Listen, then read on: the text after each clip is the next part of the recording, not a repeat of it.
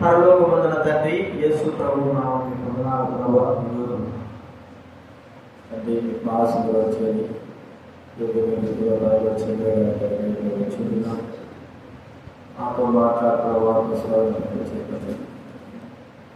మేము మీ వాక్యం ప్రభావ పరీక్షించుకొని యోగ్యమైనటువంటి రీతిలో కళలో చేయడానికి ప్రోత్సహించవలసిన చేస్తున్నాం. సాధించు మహాపరిశుద్ధులైన దేవాలయ వాక్యము ద్వారా మాట్లాడాలి. సాధించు కృతజ్ఞతాపూర్వకముగా తెలుస్తున్నాం. మీ స్వరాన్ని పెంపచేస్తున్నాం. యేసు నామమున ప్రార్థించడి వేడుచున్నాం తండ్రి. కొరింథీ రాసిన మొదటి పత్రిక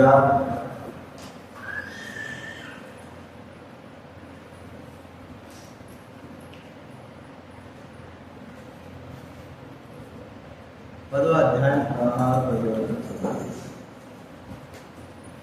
మొదటి కొరింథీ రాసిన పత్రిక 10వ అధ్యాయం 16.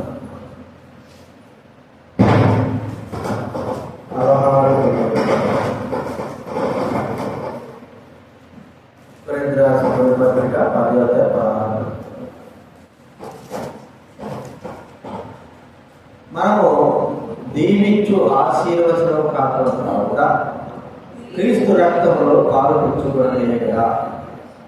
మనము విలుచు రొట్టె తినుట క్రీస్తు శరీరంలో పాలుపుచ్చుకునే కదా. మనమందరము ఆ ఒకటే రొట్టెలో పాలుపుచ్చుకుంటున్నాము. రొట్టె కనుక అనేకులమైన మనము ఒక్క శరీరమై ఉన్నాము. అలాగే మనం ఉదయం కాలం ఆరాధనలో చూస్తున్నట్టుగా లూకా సువార్త 16వ అధ్యాయం, లూకా సువార్త 16వ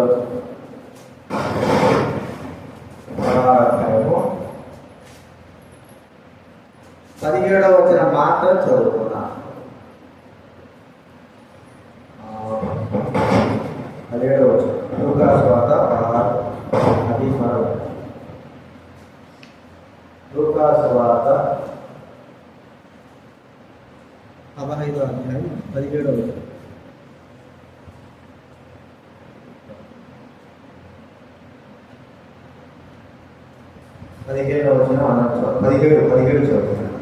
అయితే బుద్ధి వచ్చినప్పుడు చదవండి. అయితే బుద్ధి వచ్చినప్పుడు వాడు, నా తండ్రి వద్ద ఎంతో మంది కూలి వాళ్ళకు అన్నం సమృద్ధిగా ఉన్నది, నేనైతే ఇక్కడ ఆఖరికి చచ్చిపోతున్నాను. 18 కూడా చదువుతున్నా, 18, 19 చదువుతున్నాను. నేను లేచి నా తండ్రి వద్దకు వెళ్ళి, నేను పరలోకమునకు ఉన్నదంగాను నీ ఎదురులో పాపం చేసింది, ఇక మీదట నీ కుమారుడిని అనిపించుకోవటం యోగ్యుడు కాదు, నన్ను నీ కూలి వారిలో ఒకరిగా పెట్టుకోవడమని అతనితో చెప్పుదురనుకొని లేచి తండ్రి వద్దకు వచ్చాడు. యేసుక్రీస్తు మరి ఒక ఉపమానాన్ని తప్పుపోయినటువంటి కుమారుడు, వెనకంజ వేసినటువంటి కుమారుడు, తన జీవితంలో నష్టపోయిన కుమారుడు గురించి, ఎలాగ నష్టపోయాడో, తిరిగి ఏ విధానంలో సమకూర్చబడ్డాడో దాని గురించి చెప్పబడిన మాటలను కూడా చూస్తూ ఉంటున్నాం. కుమారుడికి ఆస్తి పంచిపెట్టాడు తండ్రి.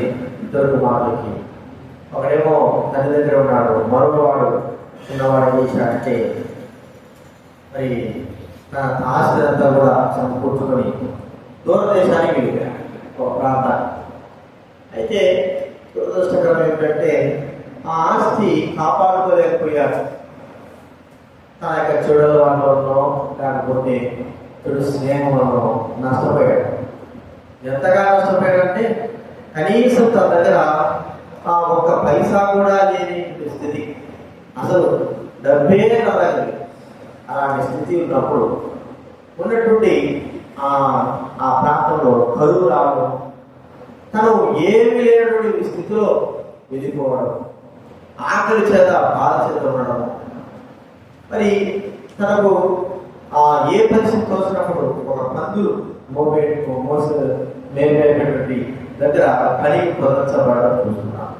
అక్కడ కూడా ఆఖరికి చాలా తప్పులేని పరిస్థితి ఉన్నప్పుడు పందులు వేసేటువంటి కొట్టు తాను తినాలని ఆశపడ్డాడు.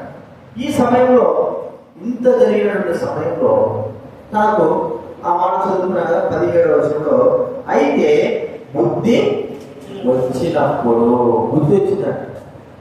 అన్ని జరిగిపోయిన తర్వాత నష్టపడిన తర్వాత బుద్ధి వచ్చినప్పుడు నాకు బుద్ధి వచ్చింది, నేను ఎంతో నష్టపడ్డాను, చేయాలని చెప్పలేసుకుంటాను. బుద్ధి వచ్చింది నాకు అంటే చేసిన తప్పు తెలుసుకొని ఆ నష్టం అనుభవించిన తర్వాత ఇది తప్పు అని తెలుసుకున్న తర్వాత దాన్ని చేరుకోవడమే బుద్ధి రావాలి. కాబట్టి బుద్ధి వచ్చింది. ఈ బుద్ధి రాకమునకు, ఈ బుద్ధి వచ్చిన రాకమునకు తన జీవితంలో ఎలాంటి యొక్క స్థితి కలిగి ఉన్నాడు, బుద్ధి ఎలాగ వచ్చింది, దానికి గల కారణం ఏంటి, బుద్ధి రాకమునకు ఎలాగా ఉన్నది తన జీవితం, ఎందుకు ఆ స్థితిలోకి ఆ వ్యక్తి వెళ్ళిపోయాడు. కొన్ని విషయాలు గమనిస్తే మొట్టమొదటిగా మనము బుద్ధి రాకమునకు ఆ వ్యక్తి జీవితంలో ఏది కలిగి ఉన్నాడంటే మనం చూస్తే తండ్రి అధికారం వద్దరు ఉన్నాడు. ఆ పరిస్థితుల్లోకి ఆ స్థితిలోకి వెళ్ళడానికి కారణం ఏంటంటే నాకు తండ్రి అధికారము వద్దు. ఉంది మరి మంచి చిన్న పిల్లలు తండ్రి యొక్క ఆధీనంలో ఉంటారు. చూడండి మాట ఉంది,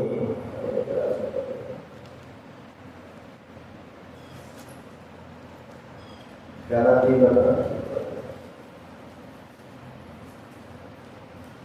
రాసిన పత్రిక 4వ అధ్యాయం 1 వచనం గలతీ రాసిన నేను చెప్పున్నదేమనగా వారసుడు అన్నిటికీ కర్త అయి ఉన్నాను, బాలుడై ఉన్నంత కాలము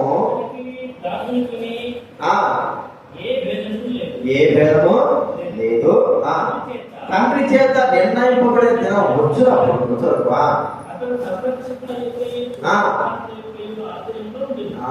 సంరక్షకులైతే గృహ నిర్వహణకు ఆధీనంలో ఉంటాడు. అంటే వాడి వయసు రాలా, ఇప్పుడు కూడా మనకు బాగా తెలుస్తుందా, చిన్నపిల్లలకి కొట్టకూడదు, లేకపోతే వారిని సమయం వారంతకు వారు ఆలోచించేటువంటి ఆ యొక్క స్థితి పడితే 18 సంవత్సరాలు అందరూ కూడా నిండిన తర్వాత వారు ఏ డిసిషన్ అయినా కూడా తీసుకోవచ్చు. వాళ్ళ స్వతహా వాళ్ళ ఇష్టం, మంచిగా నడుచుకోవచ్చు, చెడ్డగా నడుచుకోవచ్చు. మంచిగా నడుచుకుంటే మరి బాగుంటారు, చెడ్డగా నడుచుకుంటే శిక్ష అనుభవించాలి. అంటే దానికి ముందు యువరాజులో ఉన్నట్టు 16 సంవత్సరాలు 18 సంవత్సరాల కిందట ముందు తల్లిదండ్రుల ఆధీనంలో ఉంటారు. కాబట్టి ఈ 18 సంవత్సరాల వరకు కూడా ఈ యొక్క చిన్న కుమారుడు చూసి ఇక్కడ చిన్న కుమారుడు ఉంటే చిన్న కుమారుడు తండ్రి ఆధీనంలో ఉన్నాడు. తండ్రి ఆధీనం నుండి తండ్రి యొక్క అధికారం కింద ఉంటూ వచ్చాడు. మరి ఆ చిన్న కుమారుడికి తండ్రి అధికారం సరిపోలేదు, ఇష్టం లేదు. ఏది నేను నా ఇష్టం ప్రకారం నా ఇష్టం జీవించా, నాకు అధికారం నా ఇష్టం చేయొచ్చు అనేటువంటి తలంపు ఉండేది. మరి ఆ చిన్న వయసులో తండ్రి ఆజ్ఞకు లోబడుతూ ఉన్నాడు. తన మనసులో ఏముందంటే మనం చూస్తే నేను ఎందుకు వినాలి, నేనెందుకు మాట వినాలి, నేను అవసరం ఏముంది అంటే ఈ అధికారం కింద ఉండాల్సిన అవసరం ఏముంది అనేటువంటి తత్వం కలిగిన వాడే ఉన్నాడు. ఒక దినం వచ్చింది, యవనస్తుడుగా మార్చబడ్డాడు, యవనస్తుడు అయ్యాడు. యవనస్తుడు అయిన తర్వాత తను బుద్ధి వచ్చింది, మరి అంటే లోక సంబంధమే. తాను తండ్రితో అంటున్నాడు, ఆయన ఇప్పుడు నేను పెద్దోడు అయిపోయినాను కాబట్టి నా ఆస్తి నాకు పంచిపోయాడు. అంటే నేను నీ కింద ఉండను, నా అంతా నేను నా కాలంలో నేను నిలబడతాను, నా డబ్బు నేను తీసుకుపోతాను, నేను బాగా వ్యాపారం చేసుకుంటాను, మంచిగా బతుకుతాను. కాబట్టి నేను ఇప్పుడు మరి చిన్నపిల్లవాడిని కాదు, పెద్దవాడిని అయిపోయినా, నా ఆస్తిలో నాకు బాగా ఇచ్చేసాడంటే తండ్రి ఆలోచించి నిజమే కదా మీరు పెద్దవాళ్ళు అయిపోయినారని వారికి ఆస్తి ఇద్దరికి ఆస్తి పంచిపించాడు. అయితే పెద్దోడు పోకుండా తండ్రి దగ్గర ఉన్నాడు. చిన్నోడు మాత్రం అంతా సమకూర్చుకొని తండ్రి సంతానం తీసుకుని వెళ్ళిపోయినాడు. ఇక్కడ మనం చూస్తూ ఉంటే అర్థం ఏంటంటే తండ్రి అధికారం కింద ఉండడానికి ఇష్టపడలేటువంటి వ్యక్తి. చూడండి, మనము ఎప్పుడైతే తండ్రి అధికారం కింద ఉండకోకుండా వెళ్ళిపోయినాడో తను స్వతహాగా ఉండొచ్చు, నేను బతకగలను, నా జీవితం నా ఇష్ట ప్రకారంగా జీవించవచ్చు, ఒక అధికారం కింద నేను ఉండాల్సినంత అవసరం ఏముంది అనుకున్నటువంటి వ్యక్తి చివరికి తన జీవితంలో ఎంత నష్టపడ్డాడంటే పరుగులు తినాల్సిన కొట్టుతో పరుగులు పోవాల్సిన పరిస్థితి ఏర్పడింది.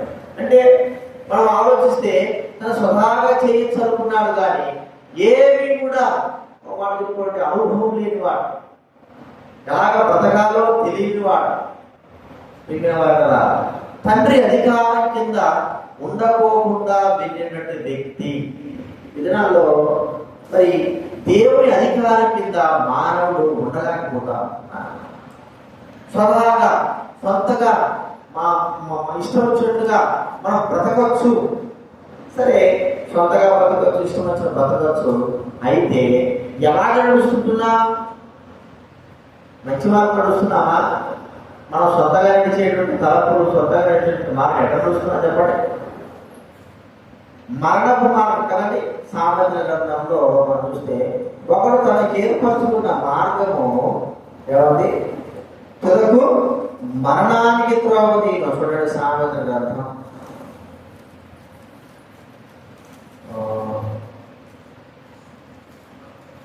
16వ అధ్యాయం 25వ వచనం చదవండి. సామెతల గ్రంథం 16:25. ఒకటి మార్గము వారి దృష్టికి యథార్థంగా కనబడదు, అయినను ఏంటంటే తుదకు అది ఎక్కడ చేస్తుందంట? మరణానికి. చూడండి, ఇంకా 11వ అధ్యాయం 12వ వచనం కూడా 11, 12వ అధ్యాయం 15వ వచనం.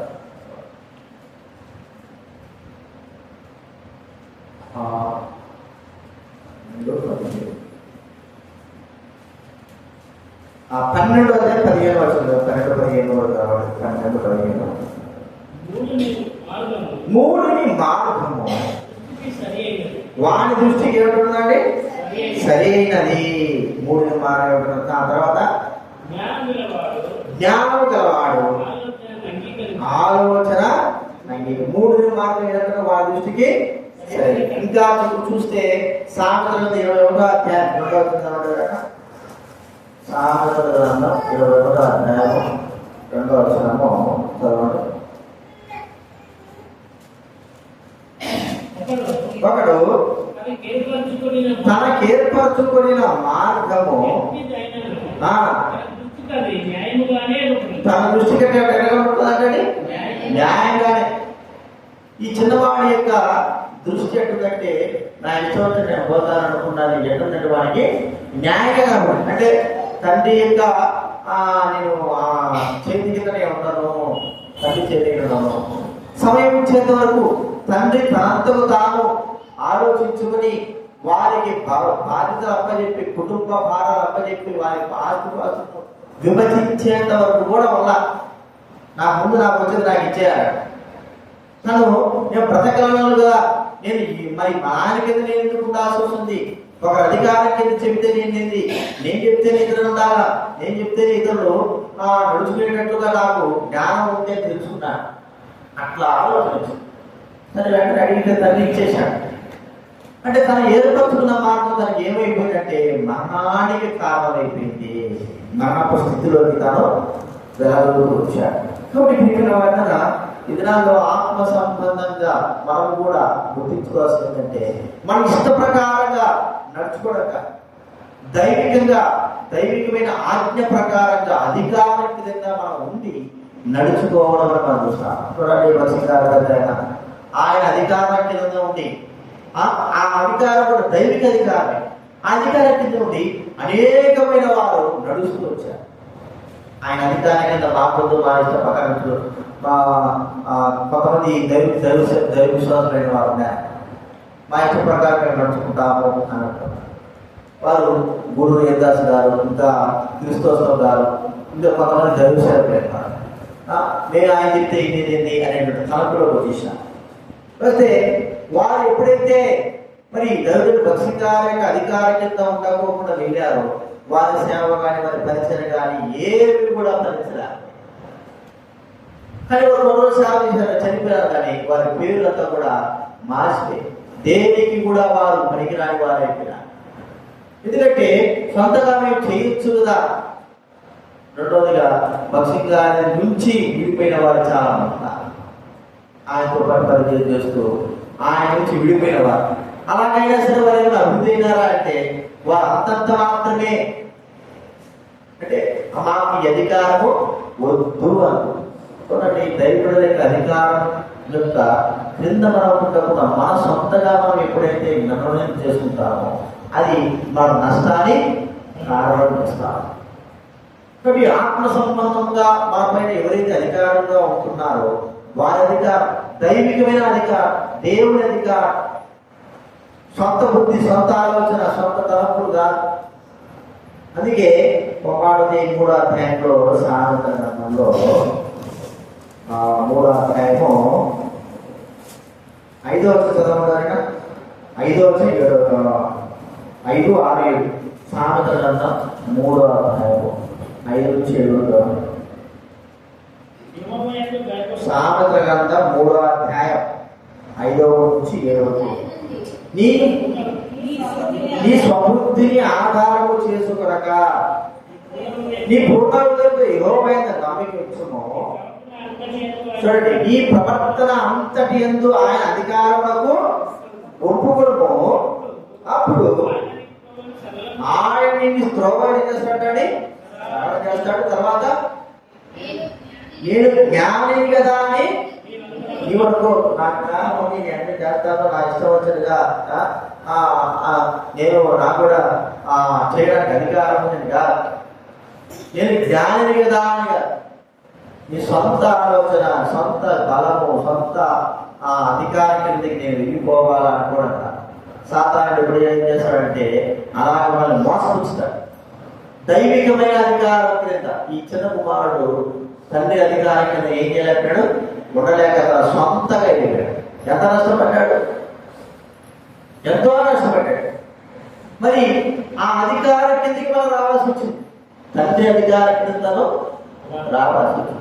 మనం ఆలోచిస్తే మనకు పైన ఉన్నటువంటి తండ్రి దేవుడి అధికారం కింద ఉండడం మనకు ఎంతో శ్రేయస్కరం, ఎంతో శ్రేయస్కరం. మేము కూడా మాకు చదువుకునే వాళ్ళు వారి అధికారం కిందే ఉంటాం. మేము ముందు పోవడానికి వీల్లేదు, పోకూడదు, అవసరం లేదు. ఎందుకంటే మా అనుభవం లేని వారు ఉన్నంత వరకు వారి అధికారం క్రింద ఉండి వారి యొక్క మాట వింటూ వారి మాట వింటూ వారికి లోబడి ఉండేవారు. ఈ దినాల్లో ఇష్టవంతులుగా ఎక్కడ పడితే అధికారులు చేపడతారు. కాబట్టి ప్రేమ వాళ్ళ అధికారం కింద ఉండకోకుండా తండ్రి అధికారంలో ఉండకుండా వెళ్ళి ద్వారా ఎంత నష్టపడ్డాడు.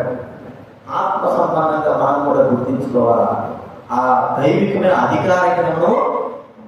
రెండవదిగా మనం చూస్తూ ఉంటే ఈ యొక్క తప్పుమైన కుమారుడు నష్టపరచబడడానికి, బుద్ధి వచ్చేంత వరకు కూడా ఎంతో నష్టపరచబడడానికి గల కారణం ఏంటంటే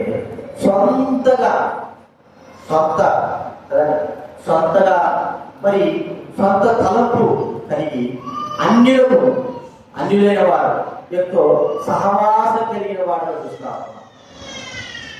అన్యులైన వారితో సహవాసం మనం చూస్తుంటే అన్యులైన వారితో సహవాసం చేసి మరి తాను వెళ్ళగలను అనేటువంటి తలపతి వెళ్ళాడు. చూడండి, మనకు అందుకే పెద్ద కుమారుడు అంటున్నాడు, ఏమంటాడంటే వేశ్యలతో అని ఆస్తి తిరివేశాడు, దుర్వ్యాపారం చేశాడు.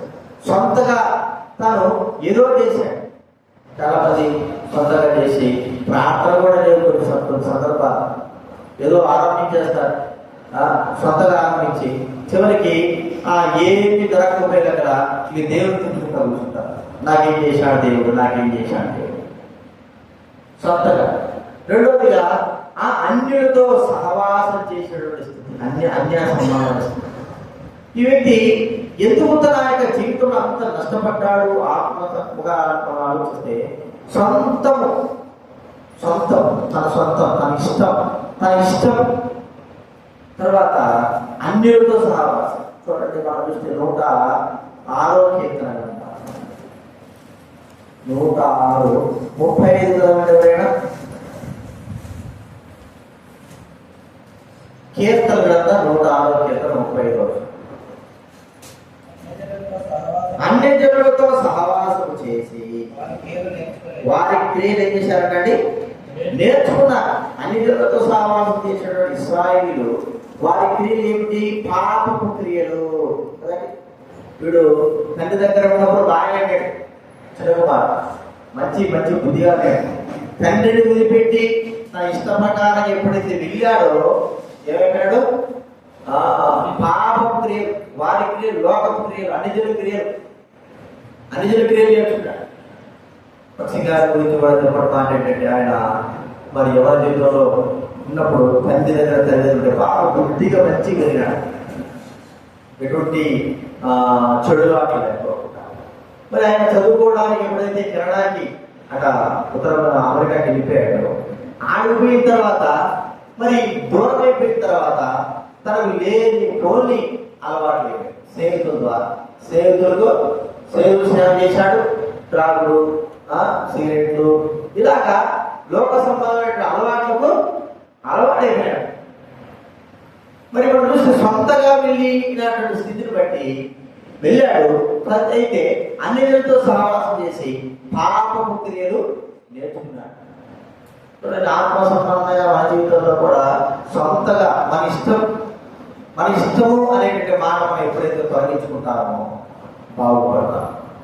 ఇక్కడ మనం చూస్తే ఆ సంసోను గురించి ఆలోచిస్తే, సంసోను నాకు ఇష్టమైంది తల్లిదండ్రులు చెప్తున్నారు, అరే నువ్వు మరి ఆ యొక్క సున్నతిరైన పిల్లలకు కూతురు చేసుకోవాలని వెళ్ళి అవసరం లేదు, దైవబిడ్డలైన వారు మన బిడ్డలే ఉన్నారు కదా అంటే, లేదు లేదు నాకు ఇష్టమైంది.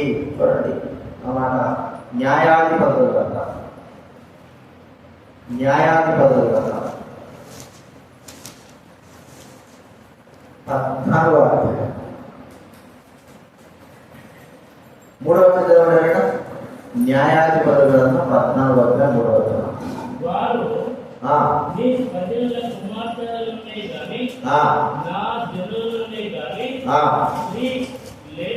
లేదనుకొని సున్నతి పొందని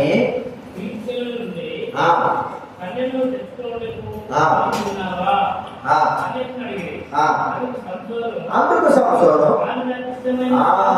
ఆమె నాకు ఇష్టమైంది నా కొరకు చూడండి నాకు ఇష్టమైంది. తల్లిదండ్రులు చెప్తారా, అనేది పద్ధతి కాదురా, మంచిది కాదు, మనకు వాళ్ళు సరిపడదంటే నాకు ఇష్టమైంది. నాకు ఇష్టం అంటే నా సొంతగా తాను డిసిషన్ తీసుకుని నాకు ఇష్టమైందని చెప్తున్నాడు. సరే వెళ్ళి వారితో స్నేహం చేయడం ద్వారానే కదా ఎందుకు జరిగింది. స్నేహం చేశాడు, వారితోనే స్నేహం ఉండి అక్కడే వెళ్ళి ఒక పెద్ద కుటుంబంలో అంతఃపురం అంటారు. ఆ అమ్మాయి ఉండేది వెళ్ళేది అంతఃపురంలో ఉన్న వీళ్ళి అక్కడ సహవాసం చేశారు. పిలుపులతో సహవాసం చేసి వారి క్రియలు నేర్చుకొని చివరికి ఏమైపోయినాడు కదా, పాపములో పడిపోయినాడు. ఎంత పర్వాలేదు, కళ్ళు పీకేశారు, తిరగలు విసిరేటట్టు చేశారు. పాపం అంటే ఎంత నష్టపడ్డాడు. ఇతరాలు ఎవరైన వారు ఎలా ఉన్నారంటే లోకంలో కాకుండా, మరి దైవికంగా కాకుండా లోకంలో ఇష్ట ప్రకారంగా జీవించి అన్యుల క్రియలు నేర్చుకున్నారు. వారి ఇష్ట ప్రకారం జీవిస్తామన్నారు. మనం అలాగే జీవిస్తామా, మన ఇష్ట ప్రకారం జీవిస్తామా, సొంతంగా జీవిస్తాం, అన్యులుగా సహవాసం చేసుకుంటాం. దైవిక సహవాసం మనకు అవసరం. మనం నష్టపరచబడడానికి, నష్టంలో ఉండడానికి గల కారణం ఏంటంటే, దేవుడికి దూరం అయిపోవడానికి కారణం, దైవసన్నిధికి రాకపోవడానికి గల కారణం, ప్రార్థనల సంబంధంగా దైవంగా సహవాసం లేకపోవడానికి గల కారణం ఏంటంటే లోకముతో మనం చేసే సహవాసం. వాళ్ళ సహవాసం చేస్తే వాళ్ళలాగే అయిపోతాం. జ్ఞాన సహవాసం చేయవాడు జ్ఞానం గలవాడు, మూర్ఖులు సహవాసం చేయవాడు ఏమవుతాడంటే చెప్పండి, చెడిపోతాడు. అంతేనా? చూడండి సామెతల గ్రంథం, సామెతల గ్రంథము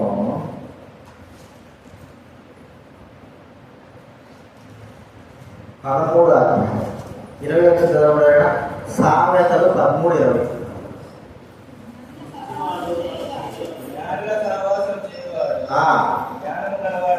జ్ఞానము గలవాడను ఎవరు సావాసం చేస్తాడంటే మూర్ఖుల సావాసం. జ్ఞానుల సావాసం చేస్తే మంచి సావాసం చేస్తే మంచిగా ఉంటాడు, లేదు మూర్ఖుల సావాసం చేస్తే చెడిపోతారు కదా. స్కూల్లో పిల్లలు చాలా మంది మరి చదువులు చెడిపోవడానికి గల కారణం ఏమిటి? మూర్ఖ పిల్లలతో సహవాసం. కొంతమంది మంచిగా ఉన్నత స్థాయిలో వారు మంచిగా చదువుకొని ఉన్నత స్థాయిలో ఉండడానికి గల కారణం ఏంటి? వారి జ్ఞానుల సహవాసం చేసిన వారు, మంచి వారి సహవాసం. కానీ మన సహవాసం ఎట్లా ఉంది? మనం ఎలాగ ఉన్నాం? ఆత్మీయంగా మన జీవితంలో ఎలాంటి సహవాసం కలిగి ఉన్నాం? మనం దైవిక దేవుడితో సహవాసం చేస్తున్నామా, మరి యువతో సహవాసం చేస్తున్నామా? ఎలాగ మన సహవాసం ఉంది కోసం గుర్తించుకోవాలా? సొంత స్థితి కలిగిన వారని సొంతగా మనం ఆలోచిస్తే సహవాసం లోకస్తు సాధిస్తే నష్టపడతాం. ఈ తప్పిపోయిన కుమారుడు అన్నిటిలతో మరి చెడుపోయిన సహవాసం చేసి అంత కూడా తన డబ్బులతో కూడా పోగొట్టుకుని బిగారైపోయాడు. అంత నష్టపడ్డాడు. మన ఆత్మస్థితిలో కూడా ఎంతో నష్టపడతాం. దేని ద్వారా? మనం చేసే సహవాసము ద్వారానే మనం నష్టపడతాం. ఇది రెండవ మనం చూసుకుంటున్నాం. మూడవ మనం చూస్తా ఉంటే వాడు బుద్ధి తెచ్చుకున్నాడు. బుద్ధి తెచ్చుకున్నాడంటే ఏది మంచి ఏది చెడు, జరిగింది తప్ప రైటా తనకు వచ్చింది. పిల్లలకి బుద్ధి రాదు. బుద్ధి రాదంటే ఏంటి? వారు గ్రహించలేదు, వారు చేసింది తప్పు రైట్ అనేది వారు గుర్తించలేదు. కాబట్టి మంచి చెడ్డలు తెలివించే వృక్షఫలం అంటే అర్థం ఏంటంటే అది వచ్చిన తర్వాత మంచి ఏదో తెలుసుకోగలుగుతున్నాడు, చెడు తెలుసు, కానీ చేయవలసిందే చేయలేకపోతున్నాడు. మంచి చేయాలా, చెడు చేయాలి. ఇప్పుడు మనం చూస్తే మరి మంచి చెడ్డలను ఎరుగని అనే మాట. పిల్లలైన వారు మంచి చెడ్డలు బుద్ధి, వాళ్ళకి బుద్ధి ఇంకా రాలా. బుద్ధి వచ్చినప్పుడు వాళ్ళు అర్థం చేసుకుంటారు, ఇది ఎవరైనా ఏం చేసేది తప్పే. ఇప్పుడు మనకు బుద్ధి వచ్చిందంటారా రాలేదంటారా? బుద్ధి వచ్చినప్పుడు మనం ఏదైతే తప్పు చేస్తున్నామో అది తప్పు అని తెలిసినప్పుడు మనం ఏం చేయాలి చెప్పండి? చేసేసాం, అయిపోయింది. చేసేసాం, తప్పు అయిపోయింది. ఇప్పుడు ఏం చేయాలి? బుద్ధి వచ్చింది, ఏం చేయాలి? మళ్ళా రాని చేయకోకుండా మనం దైవడమైన వారు మనము ప్రభు దగ్గర క్షమాపణ. బుద్ధి వచ్చింది, తప్పు అయిపోయింది, నష్టపరచబడ్డాము, దేవుడికి దూరం అయిపోతున్నాము, క్షమాపణ కోరుతున్నాము. అయ్యో ప్రభా ఇక్కడ బుద్ధిస్తున్నాను, క్షమిస్తున్నాయన, ఈ విధంగా చేయని చెప్పి తిరిగి అదే తప్పులోకి వెళ్ళకోకుండా మనం ఏం చేయాలి చెప్పండి? క్షమాపణ. కాబట్టి భూమిని దగ్గర మరి అందుకే ఎన్నిసార్లు గద్దించినా లోబడని వాడు అన్నమాట. చూడండి యెషయా గ్రంథంలో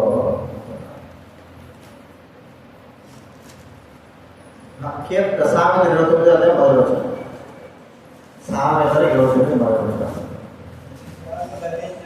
ఎన్నిసార్లు గద్దించినను లోబడని వాడు.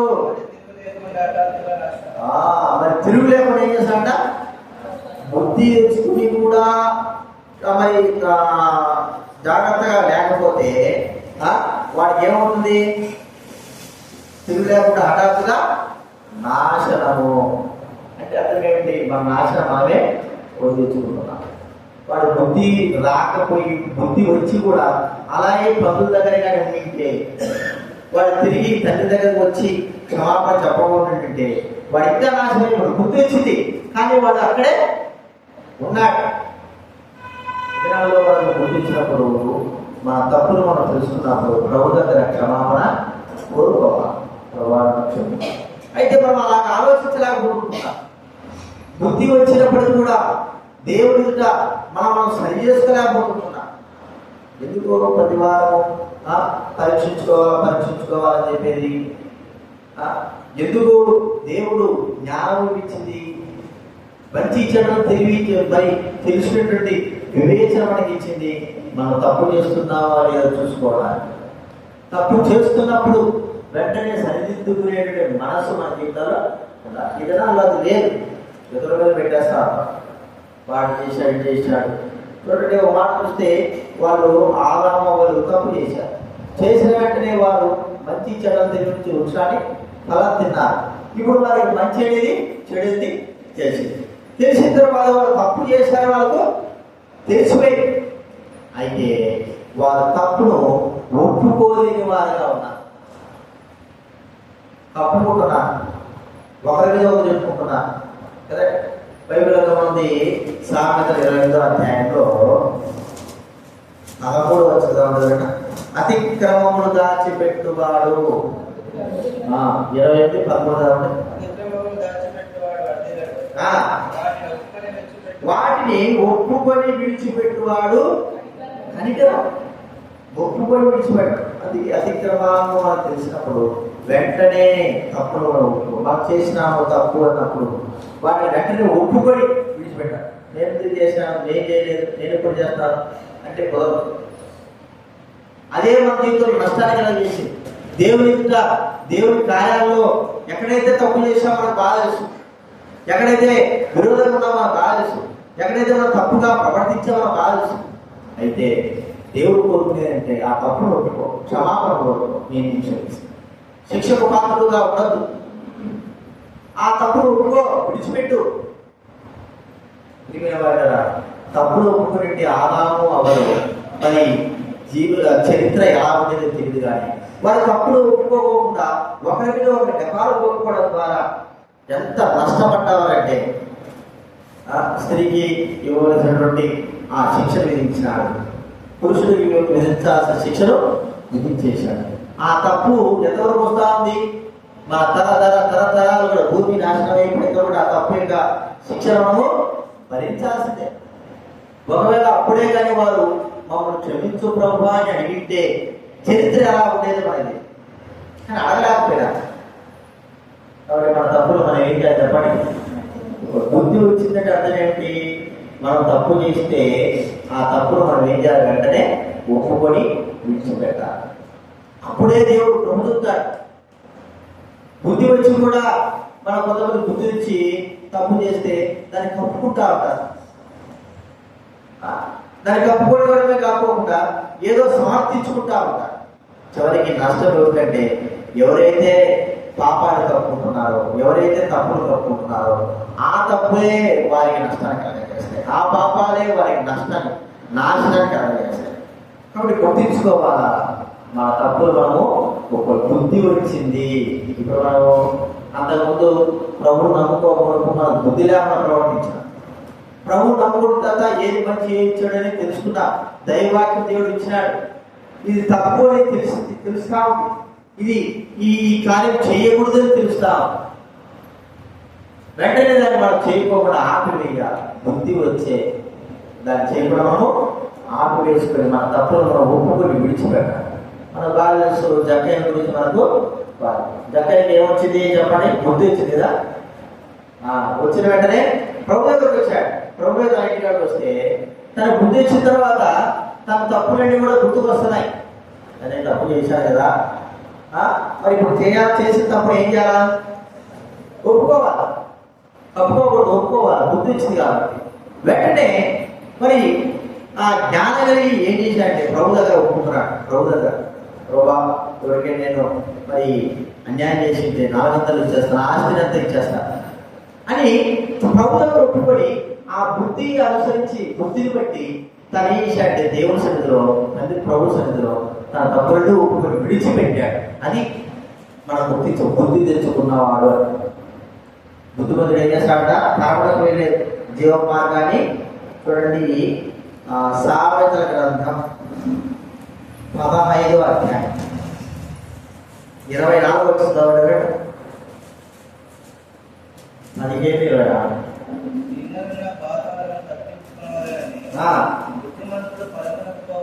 బుద్ధిమంతుడు పరమునకు పోవు జీవ మార్గంలో నడుచుకో. బుద్ధిమంతుడు ఏం చేస్తాడు?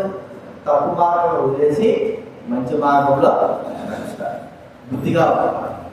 బుద్ధి తెచ్చుకున్నవాడు.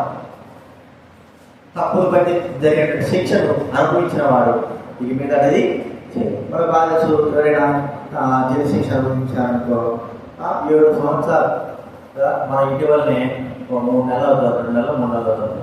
మరి కర్నూలులో ఒక రాజకీయవేత్తలు ఏం చేశారు, సెంటర్ 11 మంది చంపేశారు. 11 మంది అప్పుడెప్పుడో ఒక 7 సంవత్సరాల కింద జరిగి అవి కోర్టు నడిచి మొన్న ఇటీవల 2 నెలలు అయింది అనుకుంటా.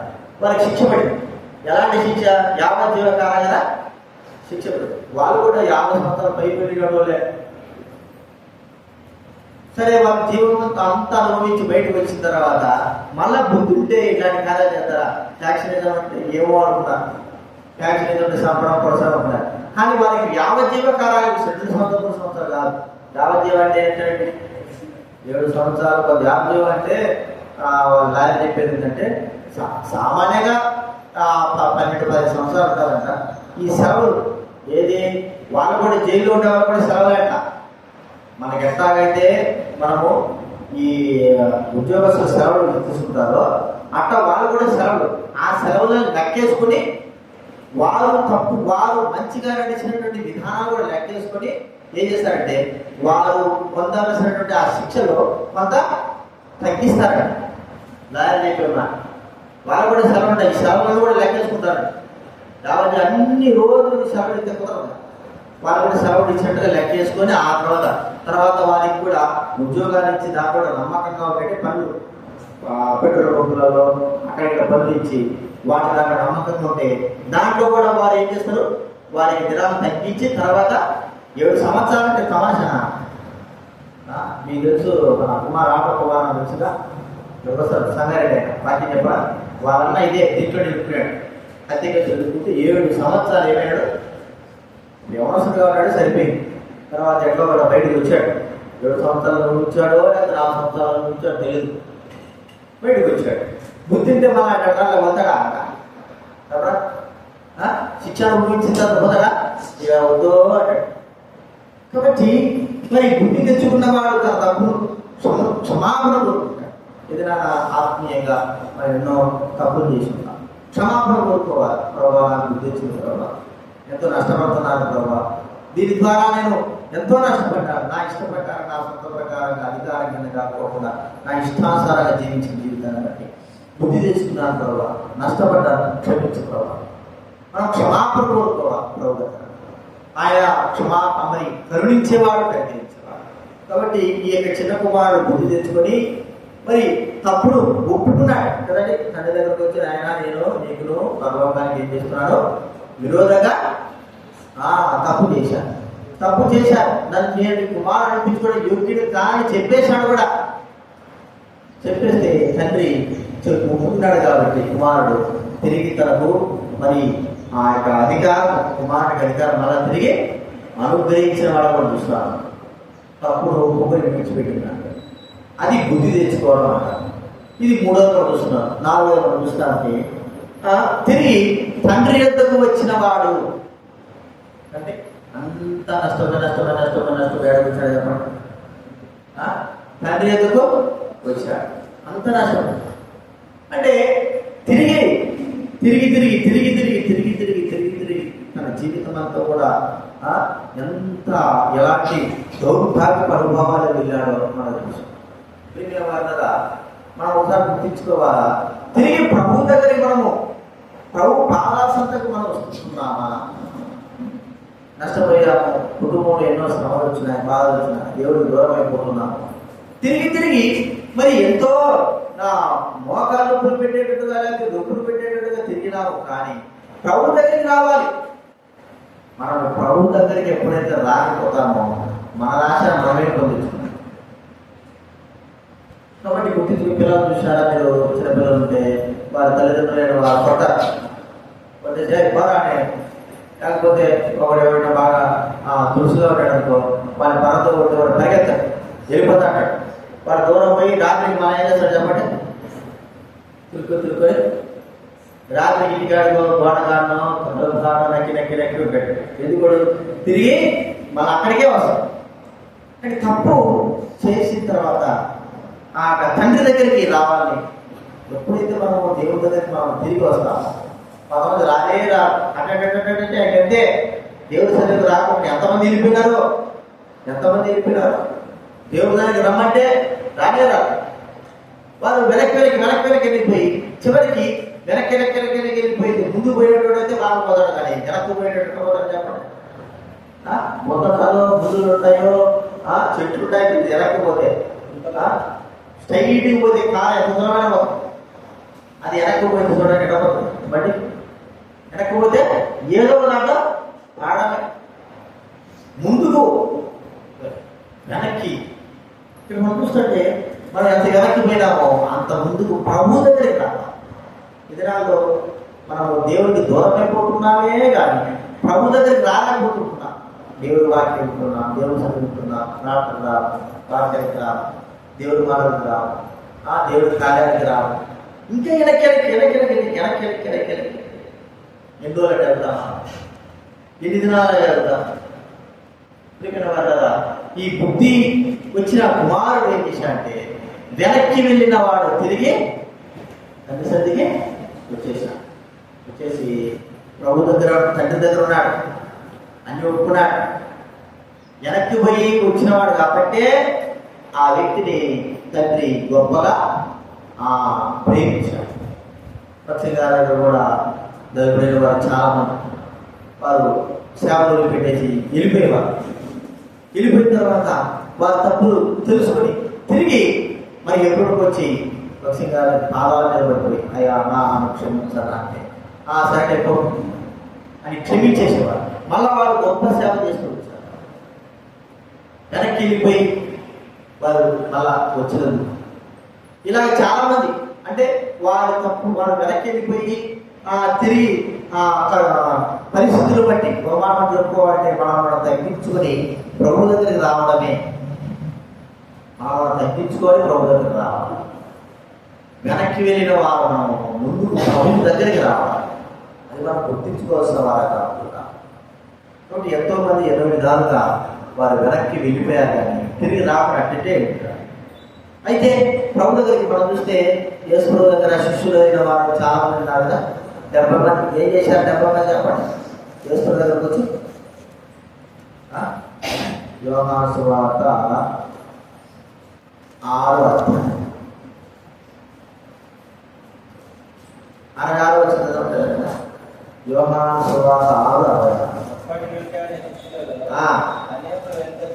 వెనుక తీసి మరి ఎన్నడూ ఆయనను చూడండి 6వ అధ్యాయం మార్కు సువార్త 6వ అధ్యాయం మొదటి వచ్చింది కదా. మార్కు సువార్త 6వ అధ్యాయం మొదటి వచ్చింది.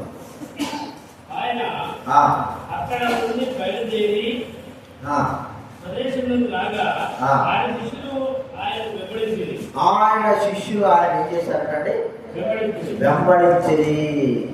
ఈ శిష్యుల యొక్క సంఖ్య ఎంత అంటే 70 మంది ఉంటారు. చూడండి లూకాసు వార్త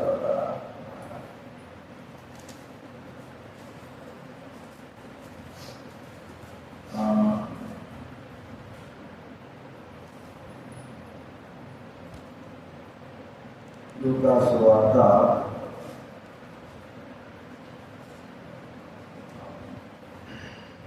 10వ అధ్యాయం 17వ వచనం. లూకాసు వార్త 10:11.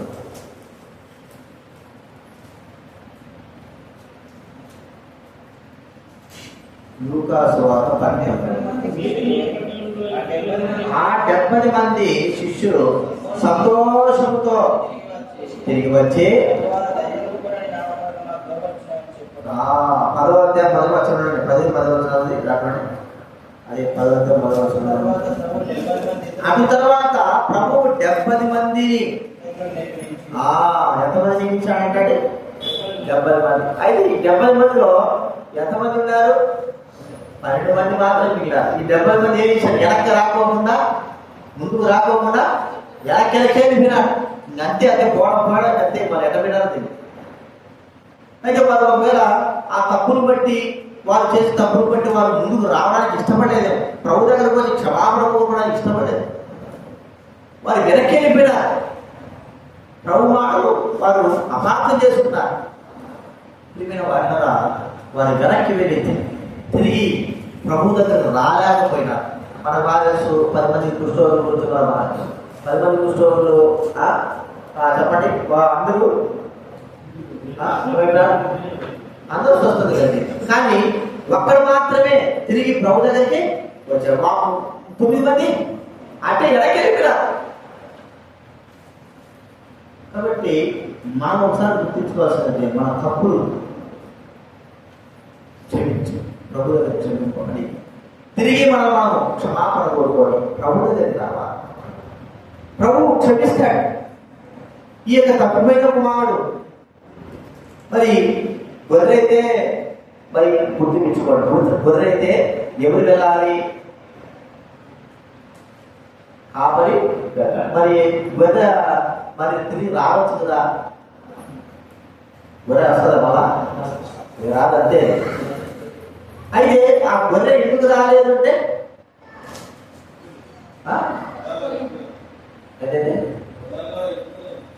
మనల్లో ఇరుక్కునేది కాదులే, కానీ గొర్రె మళ్ళా ఎందుకు రాదా అసలైంది చెప్పాలి.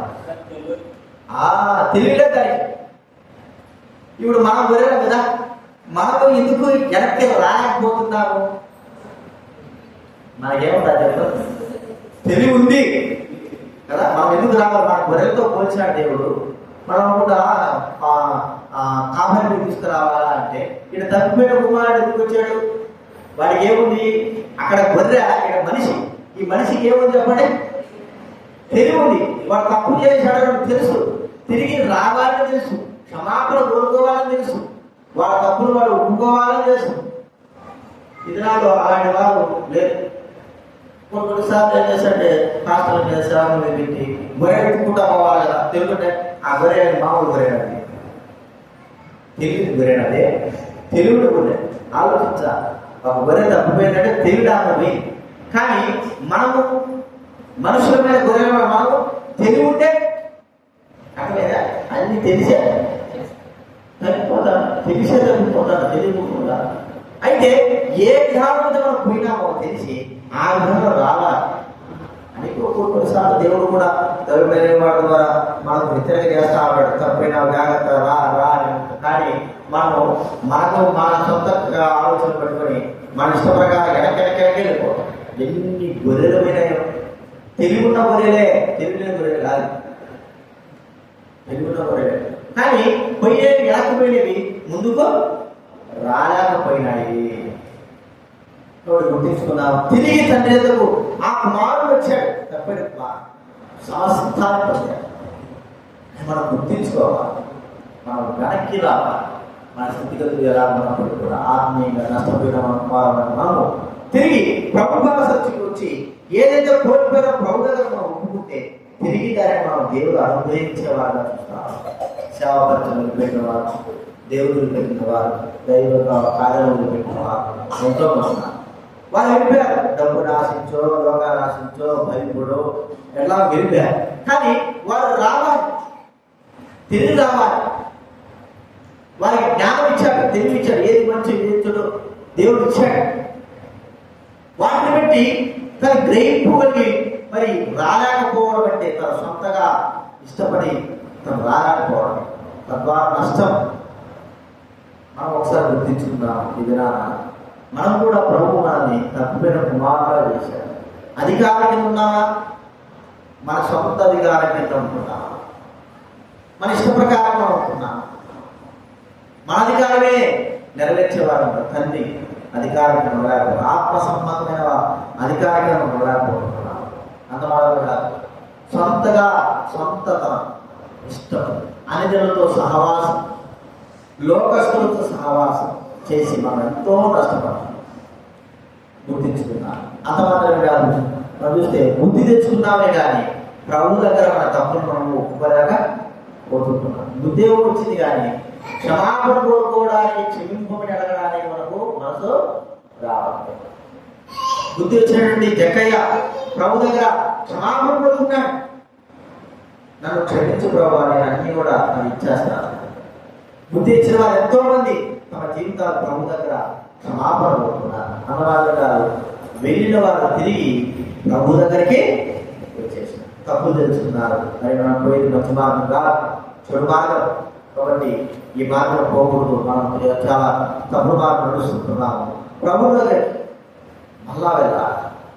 అది మనం గుర్తించుకోవాలి. ఆ విషయంలో గుర్తించుకొని మనం పరీక్షించుకొని ప్రభు దగ్గర మన క్షమాపణ కోరుకొని యోగ్యంగా ఆరాధన చేయగలుగుతాం. ప్రార్థన చేసుకుందాము.